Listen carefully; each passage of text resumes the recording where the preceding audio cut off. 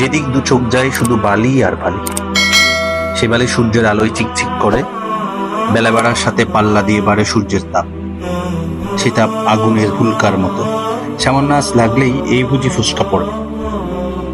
দুপুর না গড়াতেই চারপাশ খা খা করে। এই ফুসকা পড়া রোদের দেশে একদিন এক সুবোধ বালক প্রতিবেশী এক বালকের সাথে মেষ চালাতে গিয়েছিলেন। বালকটি দেখতে যেমন সুন্দর তেমনি ছিলেন সাহসী। সেদিনে ছিল বরাবরের মতো প্রখর রোদ, উত্তপ্ত কড়াইয়ের মতো রোদে খা খা করছে চারপাশ। রোদের তাপে এক সময় বালকেরা খুব ক্লান্ত হয়ে পড়লেন, ফলে এক নির্জন পাহাড়ের কোলে তারা বিশ্রাম নেওয়া শুরু করলেন। কাছে জড়ো করে রাখলেন মেষগুলোকে। ওই সময় পথ দিয়ে যাচ্ছিল একদল ডাকাত। তারা অনেকগুলো মেষ দেখে খুব খুশি হলো, মনে মনে ভাবলো এই তো সুযোগ।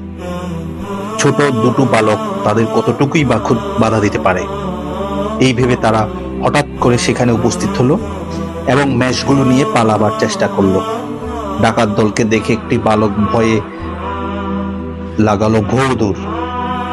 সবুজ বালকটি কিন্তু এক চুলো নড়লেন না। তিনি ডাকাতদের মুখোমুখি দাঁড়ালেন, বললেন, তোমরা কি মেষের দুধ পান করতে এসেছো? ডাকাত সর্দার মেজাজ সপ্তমে চড়ে পড়ল। অবুধ বালক, আমরা দুধ খেতে আসিনি, এসেছি মেষগুলো লুট করে নিয়ে যেতে। নিজের ভালো চাও তো এক্ষুনি পালাও। ডাকাত সর্দারের তর্জনী দেখে সবুজ বালক মোটেই ভীত হলেন না, বললেন, ছিনিয়ে নেবে ঠিক আছে, তবে তাড়াহুড়োর তো কোনো দরকার নেই। তবে এখন ভীষণ ক্লান্ত, এত রোদে এতগুলো মেষ নিয়ে যেতে তোমাদের খুব কষ্ট হবে। তার চেয়ে বরং আজ আমাদের বাড়িতে মেহমান হও, কাল আমি নিজেই মেষগুলো তোমাদের বাড়িতে দিয়ে আসবো। বালকের শান্ত সহজ সরল কথায় হেসে উঠল ডাকাত সর্দার। ইতিমধ্যে প্রথম বালক থেকে খবর পেয়ে জড়ো হতে লাগলো গ্রামের লোকজন।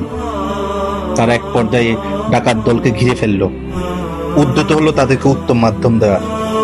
এই সময় সাহসী বালক এগিয়ে এসে গ্রামবাসীকে বাধা দিয়ে বললেন, মারবেন না তাদের, তারা এখন আমার মেহমান, আমি তাদেরকে সব মেষ দান করব বলে কথা দিয়েছে। বালকের সাহস ও মহত্ব দেখে অবাক হলো ডাকাত দল। এক অদৃশ্য পলকে নতুন প্রাণ গেল তাদের দস্যু হৃদয়। তারা তৎক্ষণাৎ তাদের হাতের লাঠিগুলো বালকের পায়ের কাছে রেখে করজোর করে বলল, হে বালক, আমরা বুঝতে পেরেছি আপনি সাধারণ কোনো বালক নন, আপনি অসাধারণ, আপনি মহান, আপনি আমাদের ক্ষমা করুন, আমরা কথা দিচ্ছি আমরা আর কখনো ডাকাতি করব না। সত্যি সত্যি ডাকাতেরা সেদিন থেকে ডাকাতি ছেড়ে দিল, ফিরে আসলো সৎ পথে রুজি রোজগারে। মুখের ভাষা আর সাহসের গুণে যে সবুজ বালক ডাকাতদের মন জয় করে তাদের সুপথে ফিরিয়ে আনতে পেরেছিলেন, তিনি আর কেউ নন, আমাদের মহানবী হযরত মুহাম্মদ সাল্লাল্লাহু আলাইহি ওয়াসাল্লাম।